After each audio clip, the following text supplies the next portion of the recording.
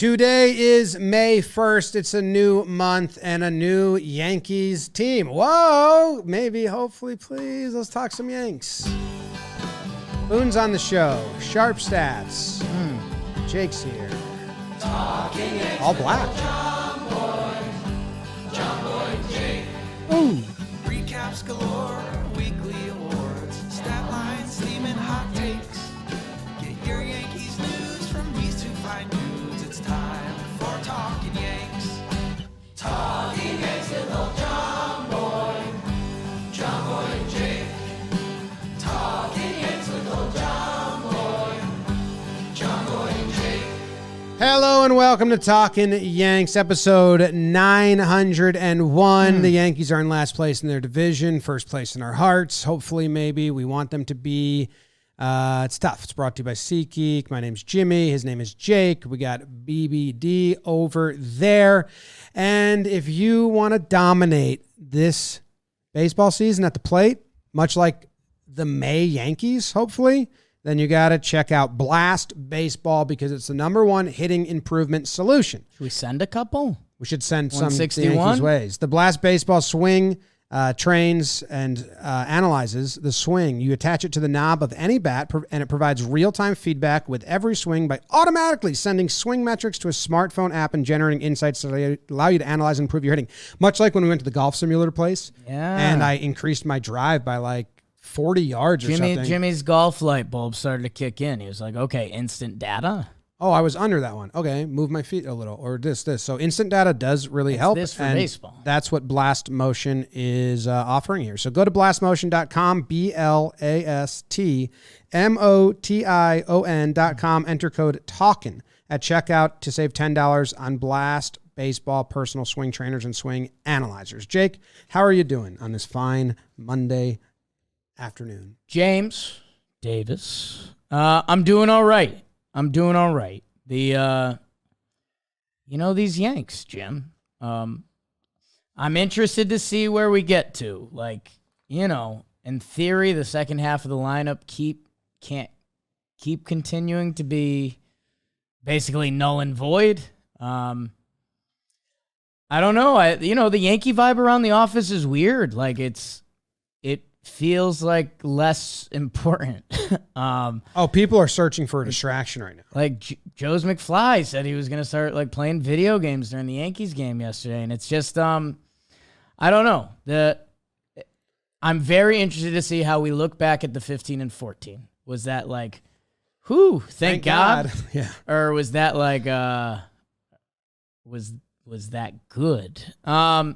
So I don't know. I think the Yankees are in a funky day. It's pretty wild to think that we were going to talk to Boone today and be up first. And yeah, I don't know if we want to get in front of it because the Boone interview is coming, but all of the intense questions that if you listen to yesterday's Talkin Yanks, you're listening to today's Talkin Yanks. Nice to see you again. Max Manis said yesterday's was his favorite episode of the season. A lot of the hard-hitting questions, the answers demanded, wouldn't be for Aaron Boone. No. A lot of the roster stuff or a lot of the who's there, I think the guys in the clubhouse right now are the guys in the clubhouse. And let's be honest, is there a lineup that Boone could put out right now that you'd be like, woo? Not really. There's guys on the team that can go that can make us feel better about it, but all Boone can do is write them in the lineup. So I don't know. If you're looking for another, like last week where we tried to kind of like, I don't know, press, we just didn't have it in us. It's if Cashman wants to come on, if we can get Cashman once a week, the questions are for him and the front office. So if you're coming here, I'm going to listen to these guys, just give Boone hell. That's not what we went with. We went with questions we actually wanted to have conversations about, find the answers, pressure on the young kids, Severino, Judge, stuff like that, and did a little trivia at the end. Still good conversation. But yeah, Boone's doing what he can with what he has, which is like nothing. Yeah.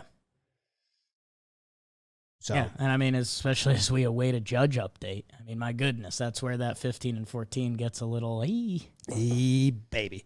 All right, so let's kick it right to the Boone episode. We're doing that first this time around, and sharp stats will be happening afterwards. The Boone interview or conversation or the Boone banter, whatever, is brought to you by Vizio. They have award-winning TVs and soundbars at insane prices. Jake's going in a special place with Vizio this Friday, I believe, with Joe's. Yeah. That's a nice distraction.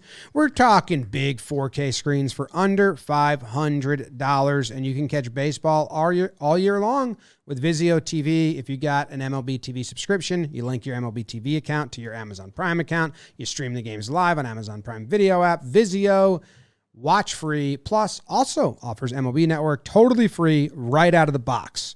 So head over to Vizio.com and check out how you can elevate your viewing experience all season long. Whatever your budget or the size of your home, Vizio has you covered with the perfect TV and soundbar combo.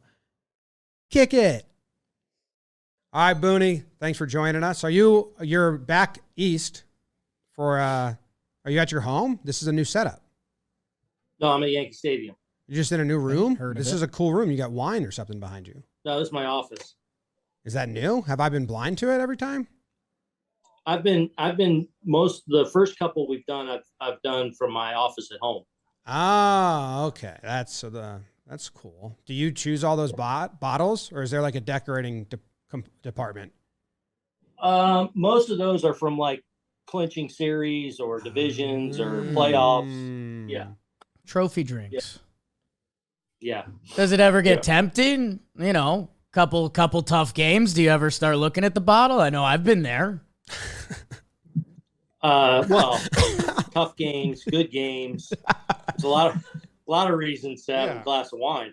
Drink to remember, drink to forget, Jake. You know it. That's his life motto. Tattooed on my ribs. Yeah. Cool. All right. Well, we want to ask the last lineup we saw. Well, we had the two rookies, 1 and 2, which understand the lineups right now and the injuries and the players, and there's a lot going on there.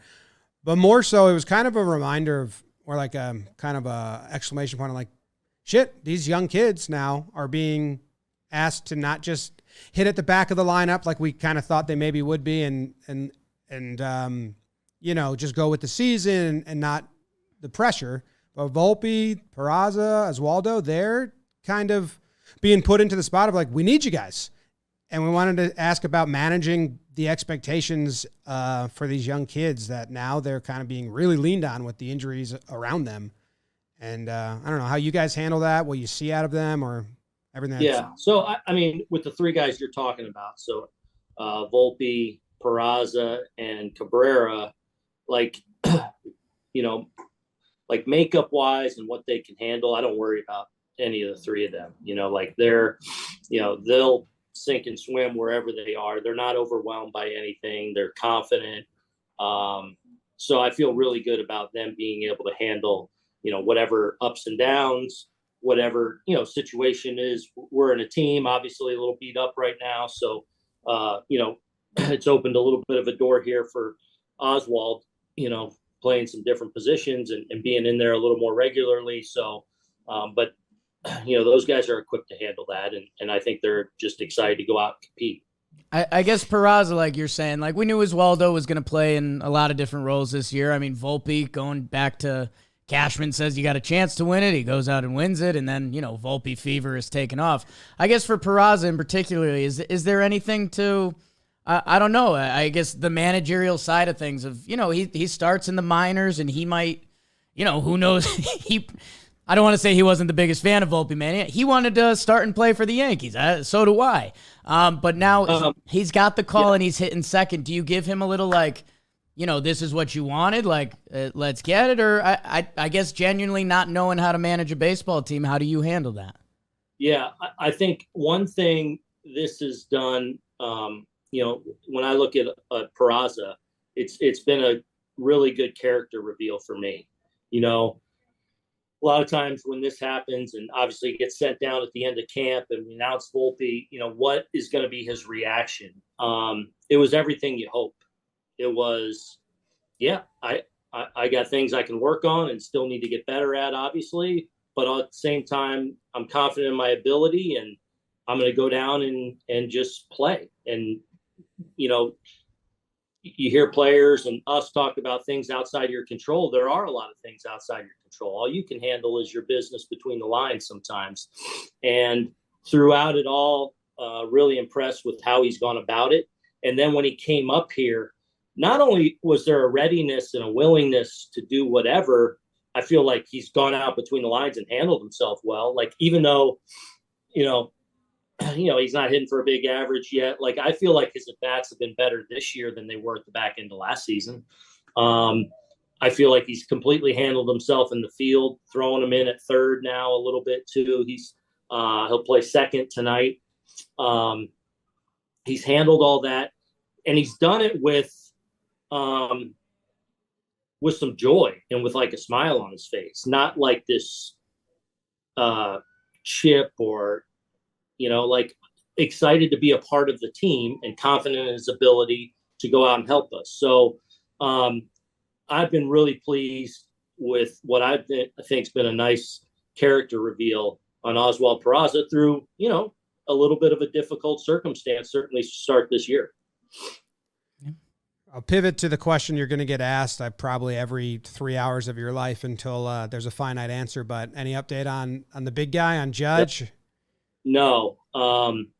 We'll, probably make a decision one way or the other today.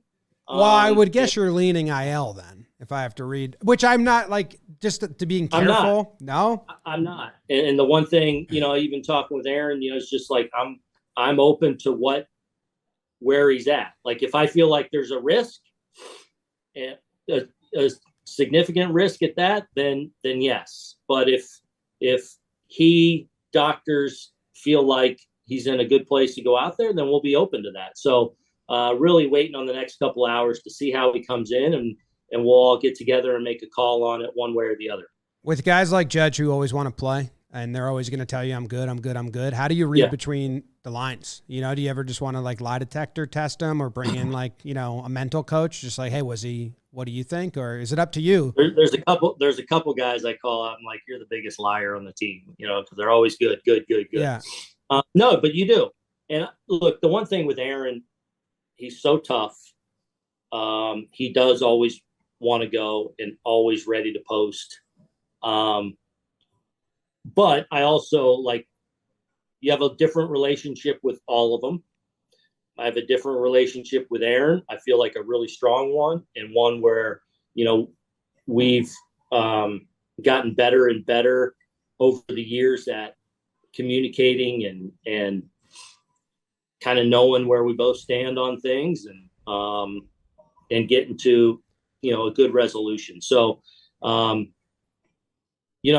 lean on that relationship a lot, in making this decision.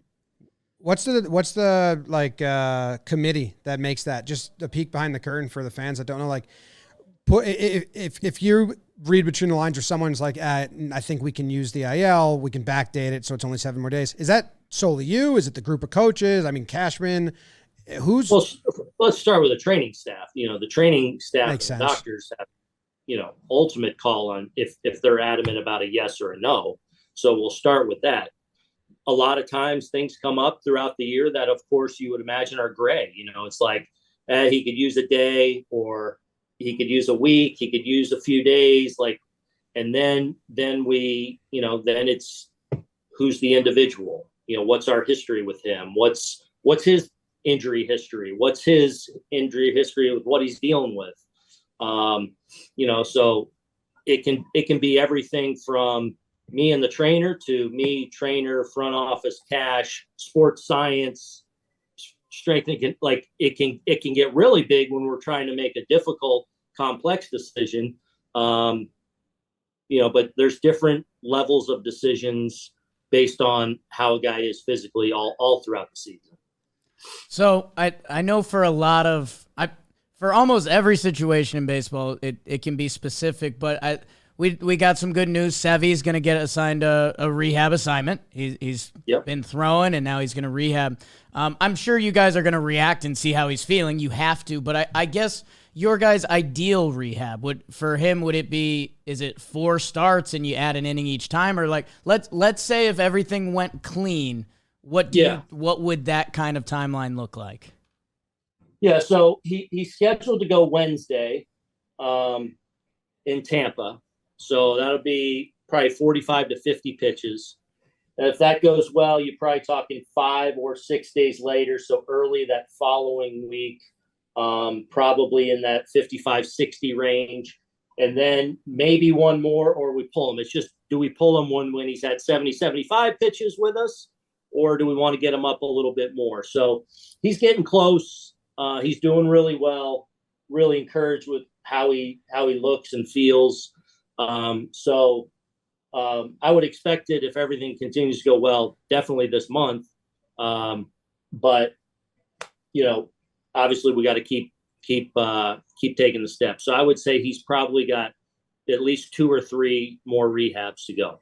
Okay. And performance in those rehab outings don't really matter that much. I mean, Sevy's healthy. Not everything. I mean, you always like to get some results, but you're also working on certain things. You're not, game planning at a level that you would up here. You want to make sure you get certain things in. So more just looking for, what's his stuff look like? What's the quality of his pitches? How is he feeling? How is he recovering? How is he sustaining throughout the outing? What's the next day like coming in as he continues to up the workload? So, but so far so good with Sevy. Yeah, and I'm rooting for him looking good and getting to that 75 level with you guys up in the big leagues, because the length from the rotation, if you take away Cole, hasn't been there. And I know it's April, and a lot of times it's not fully there, but we're leaning on the bullpen a ton, which is actually great. Number 1 bullpen in baseball right now, results, numbers wise, but it just that's just like going to catch up to us at some point, relying on him so much in April. Is there any thought to throw in King or Abreu or even Hamilton, who's got length, as an opener for some of Clark or Brito's starts, or changing it up at all? Or it would be possible at some point, but look, I think Michaels and King is in such a good place, and the role he's in, especially as we're waiting on the Caneleys and hopefully others to get back. Like, he's in such a good place. Like the other night, to be able to go basically 3 innings and close out the game in a save scenario, like to have that weapon every few days there in a winning scenario has been good. Again, hopefully getting Sevy back in the next 2-3 weeks will be huge. And then hopefully more from there. The one thing, and obviously we need to get, we want to get a little bit more length out of the starters, but at the same time, I don't feel like, because the bullpen has shared the load a lot, like we've kind of leaned on all of it. Like, so, we haven't necessarily had to overuse, X pitcher, or we've been able to protect guys because we've had to, right? And I think, one of the positives that I'm taking away from early in the season is, seeing guys like Cordero and Hamilton really, I feel like, emerge in a more meaningful role, and you could see them being in a continued more meaningful role as we move forward. They've pitched really important innings, not only in games that we've won or in big leverage spots, but it's also been part of them sharing the load where we've been able to stay away from somebody else because of usage. So, of course, we want to get deeper into the games. That's the goal, more consistently. But at the same time, because of how they've shared down there, I feel like it's gone all right. How much love should we give Matt Blake? He's kind of been nice to us. I think he's a Talkin Yanks Jomboy media fan, and every year now, man, we get excited for the bullpen because there are Hamiltons and Corderos and Litkeys and whoever it is. Like, how, scale of 1 to 100, how much should we be giving Matt Blake love on a daily basis? You should be giving him a lot. Matt Blake's really good at what he does. He keeps getting better and better. He's just got such a great way about him and understanding of kind of, the big picture of pitching, and, but he's able to dive into all the details and however deep you want to get into things. He's capable of doing that, but he's got a real steady way about him. And I think he's done a good job of continuing to grow in his role of kind of commanding that pitching staff in the room. He's really good. I think, but I think it's a group effort too. Like our front office, I think, does a really good job of identifying sort of diamonds in the rough, or people we think that we can help a little bit. Player development, and our whole pitching crew, I feel like, does a good job in getting the best out of guys.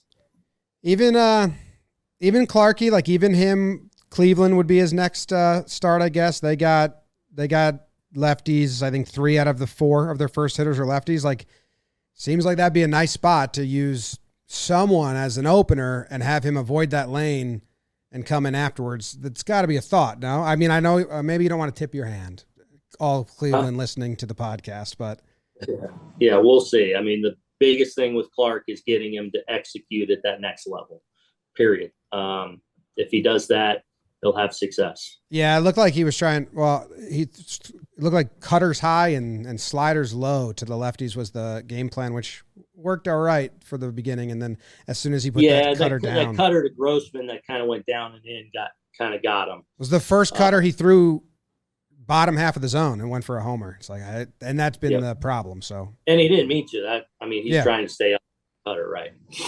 Yeah. Can I dude? I want to phrase this the right way. There's a lot of injuries. I mean, right now, Judgy, Stanton, Bader, hopefully is back soon. Donaldson, 3 of the 5 guys you'd expect in the rotation.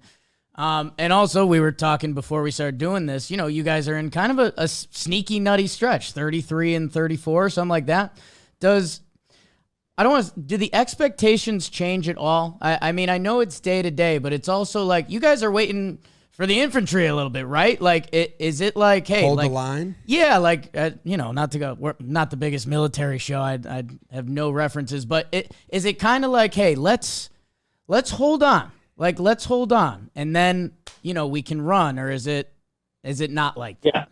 Yeah. So you always try and have perspective, right? And what's going on in the season. So, whether it's last year, you get off to a flying start, it's like, all right, adversity will hit us. It'll come. So you really try not to get too high when things are rolling and going well, and too low. Like, we're going through a tough stretch. We just had a tough, crappy road trip, right? Where we go 2-5. That's not fun. And we're missing some key guys, but you can't get caught up in that, in my chair or in the player's chair, in the coach's chair. It's like, no, we got a job to do today. We're capable with everyone out there of going out and getting a W and playing well. Like, that's very much possible. So, my reminder to everyone and our guys is just like, we talk about it all the time. I talk about it usually on the first day of spring training every year. Adversity's coming for us, right? Great times are coming for us. I know that. There's going to be tough moments in the season, and adversity I know is coming for us. How do we deal with that? Well, you can't get bogged down by it. You can't let it beat you down. Like, that's one of the biggest challenges of being a big leaguer and the big league season. And we talk about the grind of 162 is you got to be able to handle it. You got to be able to handle the tough times. And we're in a tough stretch right now. And it's like, what can we make sure we control? That we walk in that room every day with an edge to us, that we're going to prepare, and then we're going to compete our asses off. Like, handle those things right now. And good times are, I know, going to be around the corner, but you got to grind through the tough times. And I think the one thing, early in the season, as you look at it, is, some of the positives you take away is obviously Garrett Cole's pitching at a tremendous level. We're finding out some really good things about some guys we didn't necessarily know about in our bullpen that we feel like can be a big role. I feel like we've caught the ball really well. And for the most part, we've won games that we should. We've had a lot of winning moments in some tight games that we should have won. Those are some takeaways. Obviously, we got to get it rolling a little bit more offensively, even with some guys down. Like, that's part of it. We got to find a way to create some runs, generate some runs, still, be more of a factor when you're not at 100%. We got to find a way to be a little more consistent in our rotation behind Garrett and really up until yesterday. Nestor's obviously been really good to start the year too, and Herman's been more and more consistent. So we got to continue to tighten up. Burrito's had 1 or 2 really struggling outings, but he's represented us and got us to some middle innings and some winning scenarios. So as much as some tough things have happened, we've won some games. And, the other thing is like the league doesn't wait for anyone, and nobody cares what we're going through outside these walls. Like, we got to find a way right now when it's a little tougher, and try to embrace and enjoy that compete when it's a little bit hard, because, I always know good times are coming, but we gotta grind our way to those. Yeah, it was a tough road trip, so I'm waiting for the good times to come. Yeah. Yep. Powerful. Yeah, I am. I believe in it. We're gonna end that show here to lift the spirits with a game, a trivia game I've created trivia for you. It's called Boone, or Boone, and these are now you guys are getting a little creative. Finally. Let's okay. go. These are we had to ease you in. We've man. played this Come before. on. These are quotes from either Aaron Boone, that's you, Herman Boone, the coach of Remember the Titans, yeah. or Oh, yeah. Daniel Boone, the pioneer frontiersman, who apparently you're related to in some way. Yes. Let's go. Okay. Water is for cowards. Water makes you weak. Herman. All you need for happiness is a good gun, a good horse, and a good wife. We'll go with Daniel. That was you and Daniel. That was both. I said that? No, you didn't say that. Not on record. You're having a piece of shit start to this game. I feel bad for you, but fucking get better. That's my alter ego. That's one of the best opening arguments. That cracks What was me up. it again? You're having a piece of shit start to this game. I feel bad for you, but fucking get better. It's got everything. You're honest. You're, trying to get him to improve. Empathetic. Yeah. Yeah. Yeah. We were then in a dangerous, helpless situation, exposed daily to the perils and death among savages and wild beasts. Daniel. Daniel nailed it. Derek told me the ghosts would show up eventually. Me. Daniel might have said that as well. They Yeah. were probably big into ghosts back then. Never know. Do I have any more? I think there's one more at the bottom there. I don't scratch my head unless it itches, and I don't dance unless I hear some music. I will not be intimidated. Herman Boone. Boom. Is that a sweep? Yeah, it was a sweep. Those is Boone's. It was really good. I think I took some of yours out. We've played this before with guests. Some people, Oh, really? yeah. A lot of savages All right. both ways, Let's yeah. I like the ending with trivia every week. Let's right. keep that going and step it up a little bit. Okay. We can do that. We can do that. Excited. Hey, Booney, the fans want us to put your head on a stake this week. I think you guys are going through the tough times right now, and I do think the green times are ahead, and we'll see you there. All right. Thanks, guys. Good to see y'all. So yeah, there you have it. Boone Banter brought to you by Vizio. I did enjoy that the way we asked, or you asked, Jake, the Severino question that we got some, because something we're always interested in is like, what is their perfect timeline? And he gave us a pretty thorough answer. You see him looking at the He calendar. turned to the calendar. That was pretty cool. Yeah, 45 to 50 pitches in this first start, 55 to 60 in the second. And then he said in the third, it would be get to 75, but maybe we just want him to get to 75 with the big league camp, or we do a third start. So that was a real answer there about what we're looking at out of Sevy. Yeah, that's where our, we have one of our socials guys kind of live tweeting the interview. He's our beat reporter for that. And he said 2 to 3 weeks, which, I mean, we tweeted 2 to 3 weeks, which if it's 2 starts.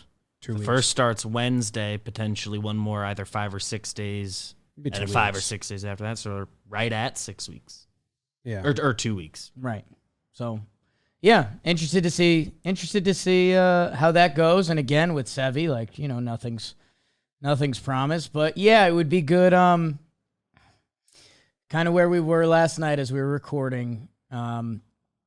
If you could make some of those rotation questions go away, like if, say, Domingo starts to get rolling, Burrito's things with the Twins was just weird, and he never has to see them again. And then Sevy comes back and is Sevy, and you could say, okay, like our rotation can put us in position to win games. And that was something Boone said that we thought was interesting, that they've been winning the games that they've had a chance to win, which is kind of like, Well, yeah. well, wish. And you said that before. The only one was the Twins game that Clay blew it, where you're like, this game got stolen from us. Right. But that's not a good thing. No, that's equal parts good You're and not bad. putting yourself in enough situations where you're like, yeah, we should have won that game. Like, yeah, I agree with him. I haven't walked away from many of these losses and being like, yeah, we should have won that. That's Right. not but I'm saying that in a negative way. You can say that and in a he was negative saying it way. in a positive way. Yeah. And the other thing that I thought was interesting that we just chatted with him about was the opener thing. Because he said, like, first his reaction, I thought it looked like they like genuinely hadn't thought about it. But then when I said Clark in Cleveland, he kind of gave like a, well, like I was going to be coy because they better. I mean, they need to. Don't let Clark see that top half of that Cleveland batting order with J Ram hitting lefty and then Naylor hitting lefty. Like, why don't do that? If you cannot do that, don't do that. That's very easy. Yeah, I think the problem is I think Cleveland can stack it with lefties however it's sorted out. So I think their thinking is, they would just again. I'm not saying I necessarily agree with this. I think that they're almost thinking that they can make two wrongs there. Like if if the reliever has a bad open, they could switch out their catcher for a lefty catcher. They have 3 catchers on their roster, I guess. I mean, they have 2 switch hitters who start regularly, and they have 4 lefties that start regularly. And they have 1 lefty on the bench. So I think that's kind of why he phrased it as like... Okay, so change rotation. He said something along the lines of like, the fact of it is they got to get better or something like that, which... Damn. Agree. Yeah. And then the other thing, this wasn't really part of... It was when he just joined us talking about the schedule. June, I think they can do a 4-man rotation. They have 6 off days in June, which that would help. They might not need by then, Hopefully. Well, you some add guys are Sevy, back. and then you move Brito as long relief and something. Yeah. Yeah. They should have Sevy back by then, hopefully. Yeah. That would open up a lot. Yeah. If you can go to a 4-man and take one of those 3 out, that'd be great. And get the other 3. Get Cole and Nestor and Sevy as many as they can while the team is struggling. Yeah, let's see where we're at. I'm leaving a little bit of my window and heart open for Brito. If it's just a Twins thing and that becomes very much the outlier. But yeah, and I want to see those good guys pitch. Yeah. All right, let's move on to Sharp Stats. Sharp Stats, which is brought to you by HelloFresh. Ooh. HelloFresh food. HelloFresh takes the hassle out of meal time. They deliver it to you in a box. There's a lot of ice in the box. And then there's all the ingredients you need. And there's instructions. And then they're pretty quick to cook. I did this while Katie was pregnant a lot. I would get home from work and I would cook us a meal. And it was HelloFresh. This was before they sponsored us. I was just using it a ton. And it made it very easy. And they're tasty. And they were portion controlled. So I never felt like, if I make pasta for myself, I'm going to make too much. And then I'm going to eat too much. Right. And HelloFresh kind of kept that in order for me, which was great.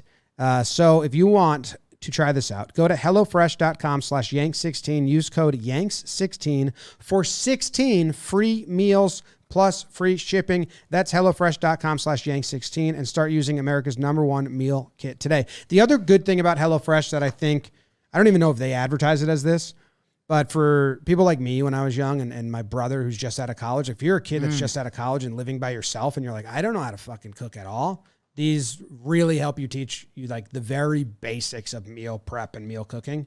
Because I was just oblivious. I didn't know how any of that worked. I mean, it was good. Meal prep. And we know some of our demographics. I think a lot of people fall into that category. Yes. All right. Me. I'm some people. What does the Queen of Stats have for us? Hey guys, Queen of Stats here, and I'm recording this on Sunday night after the debacle that we all witnessed in Texas. And I really wanted to have something good to say, but unfortunately, it's more bad news. So last week, I know we talked about the lineup imbalance. Well, hey guys, we now have a starting pitching imbalance too. So if you look at Garrett Cole, he's the 1 star. and he has a 1.11 ERA. He's averaging 6 2/3 innings pitched, allowed 0 homers, and the team is 6-0 in his starts. The other 4 guys, a 5.29 ERA. They're averaging 4 2/3 innings per start. They've given up nearly 2 homers per 9 innings, and the team is 9-14 in those starts. And none of those 4 guys have an ERA that is above the league average. So we now have a starting pitching problem, unfortunately. But I do want to get back to the lineup because it is just so gross. Just a couple things I could highlight a million things here. I'm just going to highlight just a couple things for you. So just on a high level, they've scored 116 runs in their 29 games, and the only Yankee team since 1990 to score fewer through this many games was that 2016 team, which we all want to forget. And since April 10th, now this is about 2/3 of the season. Since April 10th, they've scored 3 runs or fewer in 14 games. That's easily the most in Major League Baseball over that span. The next most is 12 by the White Sox. And just two last things I want to talk about. Yankee teams have always been known for controlling the zone, right? Well, they have a team OBP of 2.299. That would be their worst. That's their worst team OBP through 29 games since 1972. Yeah, that was the year before the DH. And then another stat I want to look at is a walk to strikeout ratio. So right now they have 90 walks and 251 strikeouts through 29 games. That's the worst walk to strikeout ratio in team history. Ugh. And then one final thing is starting pitching. They have been awful against starting pitching. They are 17 percentage points worse in OPS against starting pitching versus the league average. That's an 83 split OPS plus. That would be the worst for any Yankee team over the last 50 seasons if it held up for the rest of the season. All right. Talk to you guys next week. Katie kind of hitting on a lot of my pain points there. Sharp stats. I swear I didn't text her. The hitting and the pitching. Yeah, but specifically the not grinding out at bats. Like those stats, the context she added to them is jarring. It's pretty bad. Because they're not scoring runs and maybe one leads to the other, but just like they're just not taking good at bats. It's not like seems like there's a correlation there. Yeah. I would hope good at bats lead to more runs, but there's definitely a correlation to starting pitching. They're just letting these guys off the hook so easily, these starters. So yeah, some tough context around all of that. The other starter and pitchers aren't doing great. I kind of pulled up those numbers last episode on my own as well. 2 homers per 9, not good. Yeah, it's Cole is Cole, which is really good, and he even exceeded his expectation, right? Like we would look at a normal Cole month and you'd want, kind of 3 elite starts, 1 good, and you give him like 1 kind of miss. He hasn't done that. He's just been elite. So that's been massive. And again, that 15 and 14 we talked about, 6 of those being Cole, changes the equation a little bit. Like where Katie brought it to, and I feel like it's why she is the queen, people. I think it was connecting our thought processes because a lot of the starting pitching becomes a little bit of null because the offense has been so much nothing. Record-breaking Yankee, nothing. The worst K to walk ratio, nothing. Compared to the White Sox, nothing, who just came off a 10-game loser. That if the Yankees had an offense this year, sure, maybe the ERA numbers would be the same or a little better or different. I don't know. But, the rest of the Yankees rotation would probably be around 500. I think it was 9 and 14. Kind of without an operating offense that, again, when you're talking about where we've been at with our 7th and 8th starters, I'm not saying it's great, but I'm not saying it has to be a bad thing either. That, I don't know. Those offensive numbers are scary, and like a lot of people have been either tweeting or Redditing or wherever you discuss your Yankees, the recent one is 2021. Like there was moments with that team where the offense was felt so anemic that you were getting references and sharp stats that were digging deep into bad numbers. And then if you extend that out a little bit, people go to those more recent, darker years of 2013 to 2016, where it was like, Yankees, what is you doing, baby? So, scary. Scary all around. I think their last 6 wins, 1, 2, 3, 4, 5. Their last 6 wins as a team have come, 3 of them have come on cold days. So like, yeah, down this bad stretch. 2-7 in their last 9. It's been ugly and it's felt worse. Yeah, 6-8 in that stretch, and half of the wins came on cold days. So you need another pitcher to step up, and like really step up, as well as all the. Yeah, offense. give me 2 hitters. I take 2 hitters stepping up. I don't know. Yeah. It's like she said. It's a double problem. The last 2 weeks have been a double problem. You're not winning, even if the offense is clicking. You need 6 runs a game. Yeah, it turns into the math equation we talked about injury wise, like what's more hurt and what feels worse. Like, I guess right now, pitching wise, we have our judge from last year, right? Like, we have Cole, who represents 1/5 of the pitching staff. That Nestor, up until yesterday, has been a version of Nestor. And then one of those 3, basically one time through, you're going to get a good start from one of them. That, like, I can make that work in my brain, where the lineup, it's tough, man. You see a good starting pitcher on the marquee, and you're like, oh, hope we get 2. It's a tough feeling, man. Yeah. I want more than 2. You're going to need a lot, because both sides of the ball stink right now. Catching the ball well. Yeah, Outside of the Franchi game, but. Oh, and Hicks. Yeah, Weird. Infield defense has been good, I guess, if that's the question. So, offense needs to get good, and then the pitching needs to mellow out. If you want, you just need to get to a blend, because you're not gonna. The offense isn't gonna go, oh, okay, we're scoring 6 runs a game right now. So if the offense can put up 4 runs a game, then the pitching needs to improve, because they're currently averaging 5 runs a game. So it's like meet in the middle. The old score more, hold them to less runs. Offense says we'll get, what's the formula? We'll, get 3 more than we've been getting. And then pitching has to give up less, which is a good place to be when every department needs to get better. Firm handshakes. We'll no do such 80% thing as of the perfection in this world, Sure. Always room for improvement. Well, Aunt There's Jan, a lot of room for improvement. with the necklace on, looks pretty good. She looks great. All right, thank you guys very much for tuning in. That's the episode this Monday. Go Yanks. Tell them, Grams. Go Yankees. Go Yankees.